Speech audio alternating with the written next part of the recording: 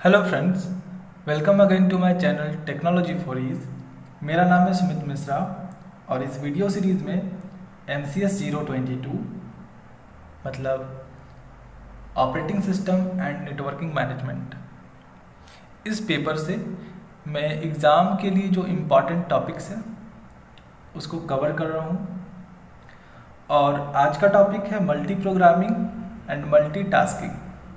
आज हम लोग इन दोनों में डिफरेंस देखेंगे।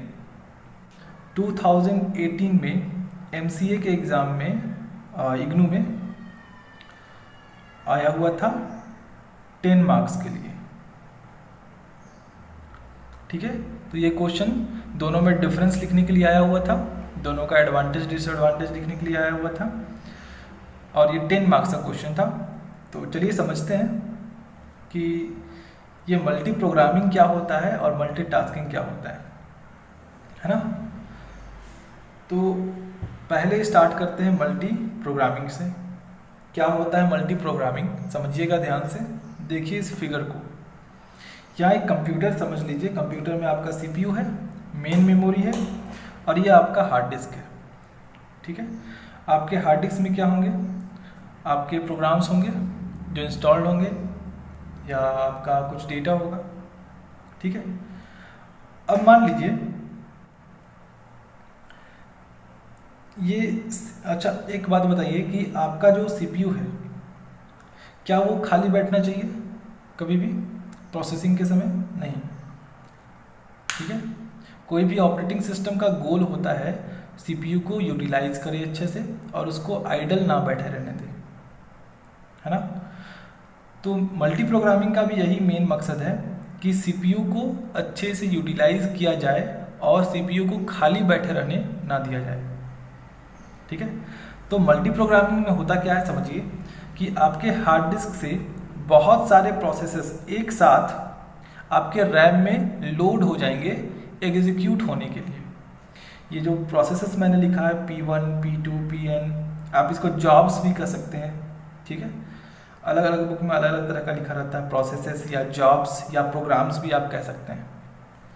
तो ये सारे प्रोग्राम मेन मेमोरी में लोड हो चुके हैं हार्ड डिस्क से और ये सारे रेडी टू एग्जीक्यूट हैं।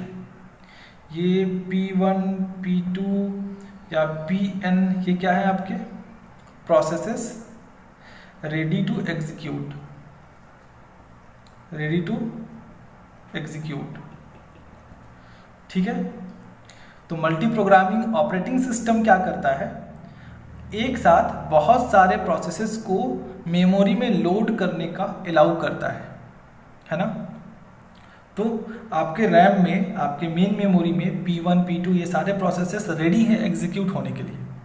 अब क्या होगा कि ये CPU एक एक करके प्रोसेसिंग स्टार्ट कर रहा है।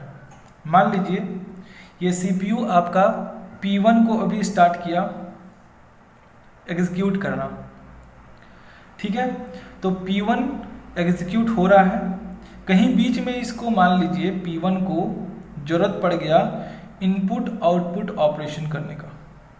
ठीक है, कुछ इसको इनपुट या आउटपुट करने का जरूरत पड़ गया, तो उस समय क्या होगा, ये CPU करेगा कॉन्टेक्स्ट स्विच। ठीक है, कॉन्टेक्स्ट स्विचिंग या कॉन्टेक्स्ट स्विच। ये कॉन्टेक्स्ट स्विच का क्या मतलब हुआ कि देखिए P1 को क्या जरूरत पड़ गया इनपुट या आउटपुट ऑपरेशन करने का, तो CPU खाली नहीं बैठेगा, वो उसको भेज देगा इनपुट आउटपुट करने के लिए और कॉन्टेक्स्ट स्विच करके दूसरे प्रोग्राम को ये चूज़ करेगा और उसको प्रोसेस करना स्टार्ट कर देगा। CPU खाली नहीं बैठेगा। ठीक है ना, तो CPU अच्छे से यूटिलाइज हो गया, वो खाली नहीं बैठा, वो दूसरे प्रोग्राम को लिया और एग्जीक्यूट करना स्टार्ट कर दिया। फिर मान लीजिए P2 को भी कुछ ज़रूरत पड़ गया इनपुट आउटपुट ऑपरेशन करने का या कोई दूसरा इवेंट हुआ, तो भी ये क्या करेगा, कॉन्टेक्स्ट स्विच करेगा और फिर दूसरे वाले को चूज़ करके एग्जीक्यूट करना स्टार्ट करेगा। और इस तरह से ये पूरा प्रोसेस चलता रहेगा जब तक कि सारे के सारे प्रोग्राम्स एग्जीक्यूट ना हो जाए।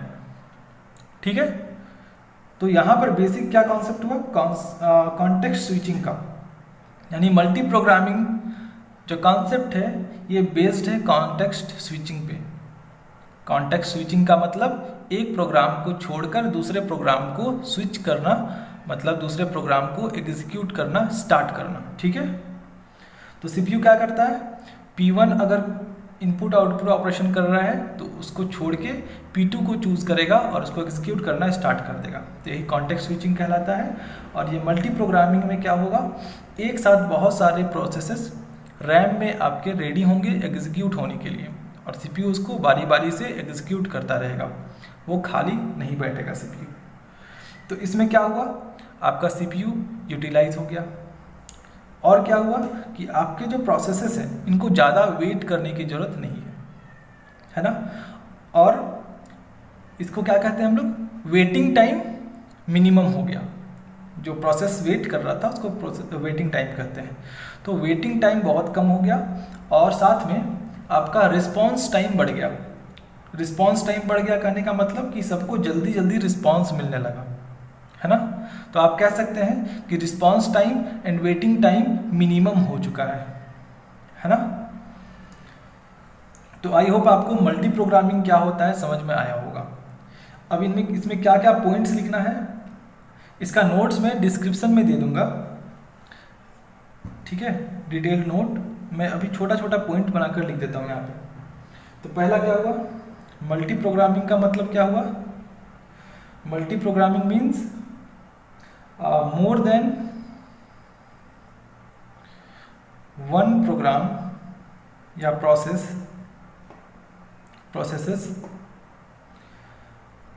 ready to execute or ready to execute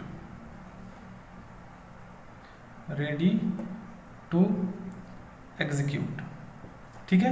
दूसरा पॉइंट मैंने क्या बताया कि अगर कोई प्रोसेसर को इनपुट आउटपुट रिक्वायरमेंट पड़ा तो सीपीयू खाली नहीं बैठता है ना। तो आप लिख सकते हैं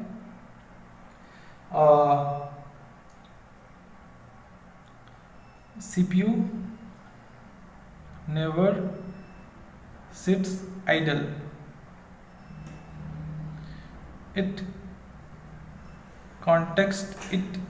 it will do context switch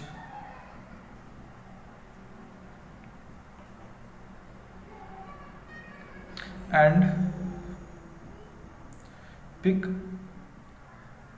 other process to execute। ठीक है, तो क्या हुआ कि सीपीयू खाली नहीं बैठता है, वो कॉन्टेक्स्ट स्विचिंग करता है और किसी दूसरे प्रोसेस को एग्जीक्यूट करता है। When a running process requires input output operation. जब भी किसी रनिंग प्रोसेस को रिक्वायर होता है इनपुट आउटपुट करने का, तो सीपीयू कॉन्टेक्स्ट स्विच करके किसी दूसरे प्रोग्राम को पिक करता है और उसको एग्जीक्यूट करना स्टार्ट करता है। ठीक है, अब ये चीज़ बहुत जल्दी जल्दी होता है, तो ऐसा लगता है हमें कि सारे प्रोसेसेस एक साथ रन हो रहे हैं। ठीक है, और क्या होता है, इससे क्या हुआ, multi programming maximise CPU utilisation. ठीक है, सीपीयू यूटिलाइजेशन मैक्सिमाइज हो जाता है। ठीक है, और दूसरा CPU never sits idle. CPU कभी आइडल नहीं बैठता, खाली नहीं बैठता, जब तक कि unless there is no process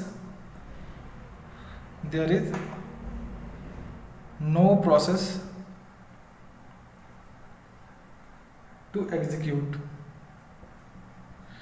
जब तक कुछ भी एग्जीक्यूट करने के लिए ना बचे तब तक सीपीयू कभी खाली नहीं बैठता।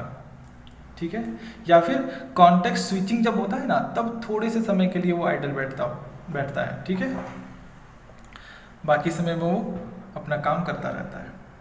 खैर ये सब छोटा छोटा पॉइंट मैंने लिख दिया है, इसका डिटेल्ड नोट मैं आपको दे दूंगा डिस्क्रिप्शन बॉक्स में, है ना। तो यही था आपका मल्टी प्रोग्रामिंग का कॉन्सेप्ट। अब हम लोग समझते हैं मल्टीटास्किंग क्या होता है। अच्छा, उससे पहले डिसएडवांटेज एंड एडवांटेज देख लेते हैं।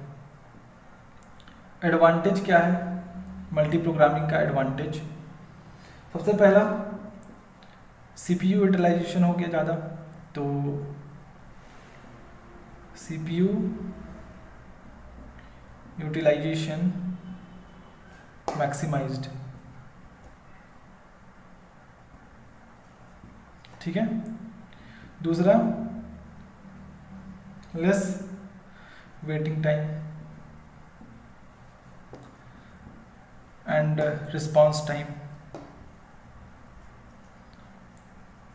रिस्पॉन्स टाइम कम हो गया मतलब कि जल्दी जल्दी रिस्पॉन्स मिलने लगा, और वेटिंग टाइम कम हो गया मतलब कि ज़्यादा वेट नहीं करना पड़ रहा है प्रोसेसेस को, ठीक है। तो ये दो एडवांटेज हो गया। अब डिसएडवांटेज में आप क्या लिखेंगे? डिसएडवांटेज में आप लिख सकते हैं, देखिए अब एक साथ बहुत सारे प्रोसेसेस आ रहे हैं आपके रैम में, या हो सकता है कि एक बड़ा प्रोग्राम है तो उसका छोटा छोटा पेज बन के आपका प्रोसेस आ रहा होगा रैम में, ठीक है। तो पेजिंग करना पड़ेगा, CPU शेड्यूलिंग करना होगा, है ना, मेमोरी मैनेजमेंट का जरूरत पड़ेगा। तो ये सब चीज़ का जरूरत पड़ेगा, ये सब डिफ़िकल्ट होता है ना, ये सब करना डिफ़िकल्ट है। आपको प्रोग्राम करना पड़ेगा जब आप ऑपरेटिंग सिस्टम बना रहे होंगे तब। तो इसमें किस किस चीज़ का जरूरत पड़ेगा? CPU शेड्यूलिंग, तो ये डिफ़िकल्ट होता है, तो बहुत डिफ़िकल्ट CPU शेड्यूलिंग हो गया। तो आप लिख सकते हैं डिफ़िकल्ट CPU शेड्यूलिंग, ठीक है। CPU शेड्यूलिंग क्या होता है मैं आपको डिटेल से पढ़ाऊंगा। आज का टॉपिक तो मल्टी प्रोग्रामिंग और मल्टीटास्किंग है ना, तो इस पे ज़्यादा ध्यान नहीं देना है अभी आपको, बस आपको याद कर लेना है कि डिफ़िकल्ट CPU शेड्यूलिंग होता है मल्टी प्रोग्रामिंग में। Memory management, memory management required, ठीक है। दूसरा पेजिंग करना पड़ेगा, मतलब एक बड़े प्रोग्राम को छोटा छोटा पीस में डिवाइड करना क्या कहलाता है? पेजिंग, ठीक है। तो पेजिंग रिक्वायर्ड होगा। तो ये सब आप डिसएडवांटेज में लिख सकते हैं।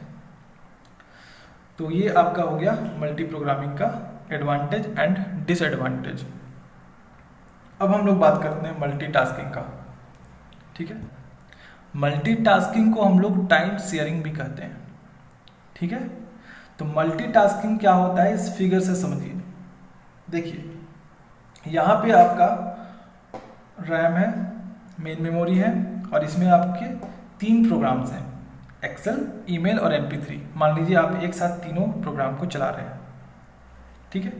अब क्या होता है इसमें कि सबको कुछ क्वांटम ऑफ टाइम अलॉट हो जाएगा। मान लीजिए एक्सेल को मिल गया 5 माइक्रोसेकेंड, ठीक है। ईमेल को भी मिल गया 5 माइक्रोसेकेंड, MP3 को भी मिल गया 5 माइक्रोसेकेंड, बहुत कम समय के लिए, ठीक है। थोड़ा थोड़ा टाइम सबको मिल गया है, टाइम अलॉट हो गया। तो इसी को कहते हैं हम लोग क्वांटम ऑफ टाइम। सपोज 5-5 मिल गया सबको, ठीक है। अब क्या होगा, मेन मेमोरी में तीनों प्रोग्राम है, तो मेन मेमोरी और CPU के बीच में ये हर 5 मिलीसेकंड पे या माइक्रोसेकंड पे ये सारे प्रोग्राम्स स्विच होंगे और बारी बारी से एग्जीक्यूट होंगे। मान लीजिए पहले एक्सेल चला गया आपका मेन मेमोरी से CPU में, अब CPU इसको क्या करेगा, एग्जीक्यूट करेगा 5 सेकंड तक। मान लीजिए 5 सेकंड ही मान लीजिए ना आप, चलिए 5-5 सेकंड ही मान लीजिए, लेकिन एक्चुअली क्या होता है बहुत कम सेकंड से भी बहुत कम समय का टाइम अलॉट होता है। तो CPU मान लीजिए 5 सेकंड तक एक्सेल को चलाया और वापस इसको मेन मेमोरी में भेज देगा। फिर मेन मेमोरी से क्या होगा, ईमेल चला जाएगा CPU में, ठीक है। और ईमेल फिर 5 सेकंड तक चला, फिर CPU उसको भेज दिया ऑपरेटिंग सिस्टम मेन मेमोरी में, फिर वो MP3 चला गया 5 सेकंड के लिए, एग्जीक्यूट हुआ, वापस आ गया मेमोरी में। और इस तरह से बार बार कॉन्टेक्स्ट स्विचिंग हो रहा है और एक एक करके सारे प्रोग्राम्स एग्जीक्यूट हो रहे हैं। और ये इतना फास्ट होता है, और ये जो स्विचिंग हो रहा है ना, ये इतना फास्ट होता है कि हम लोगों को लगता है कि तीनों एक साथ चल रहा है साइमल्टेनियसली, है ना। इतना फास्ट होता है स्विचिंग कि हम लोगों को ऐसा फील होता है कि सारे प्रोग्राम्स एक साथ चल रहे हैं, बट एक्चुअल में क्या होते हैं, सबको कुछ कुछ टाइम स्लॉट मिला हुआ है और उसी टाइम में वो एग्जीक्यूट होते हैं।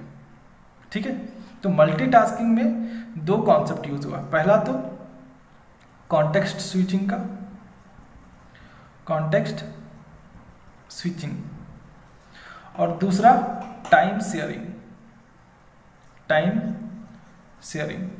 ये दो कॉन्सेप्ट यहाँ पे यूज हुआ। मल्टी प्रोग्रामिंग में सिर्फ कॉन्टेक्स्ट स्विचिंग हो रहा था, वहाँ पे टाइम शेयरिंग का कोई कॉन्सेप्ट नहीं था। बट मल्टीटास्किंग में आपका कॉन्टेक्स्ट स्विचिंग तो होता ही है, साथ में टाइम शेयरिंग भी हो रहा है।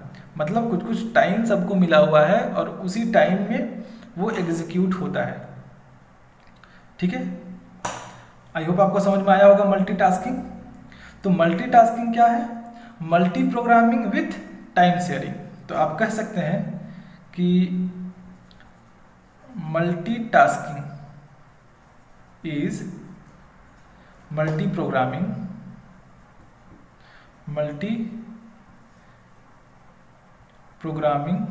With time sharing. ठीक है, तो ये बेसिकली होता है आपका टाइम शेयरिंग में या मल्टीटास्किंग में, है ना। तो यहाँ पर भी क्या हो रहा है, आपका CPU अच्छे से यूटिलाइज्ड है, रिस्पॉन्स टाइम और वेटिंग टाइम आपका बहुत कम है। तो ये सब आप इसके एडवांटेजेस में लिख सकते हैं। और डिसएडवांटेज में भी वही सेम काम होगा, पेजिंग, CPU शेड्यूलिंग, ये सब का जरूरत पड़ता है। अब इसका भी नोट्स मैं आपको डिटेल से डिस्क्रिप्शन में दे दूंगा, अब वहाँ से डाउनलोड करके उसको नोट कर लीजिएगा। तो आई होप आपको मल्टीटास्किंग और मल्टी प्रोग्रामिंग में डिफरेंस समझ में आया होगा। अगर समझ में आ गया तो 10 मार्क्स आपका एग्जाम में आ सकता है, क्योंकि ये क्वेश्चंस आपका बार बार रिपीट भी करता है। मल्टीटास्किंग, मल्टी प्रोग्रामिंग और भी होता है, मल्टी प्रोसेसिंग भी होता है। ये सब भी मैं आपको नेक्स्ट क्लास में बताऊंगा। तो आज की क्लास में इतना ही, हम लोग मिलते हैं नेक्स्ट वीडियो में, और वहाँ पे हम लोग कुछ नया टॉपिक्स कवर करेंगे जो कि इम्पोर्टेंट होगा एग्जाम्स के लिए। तो मिलते हैं नेक्स्ट वीडियो में, तब तक अपना ख्याल रखिए।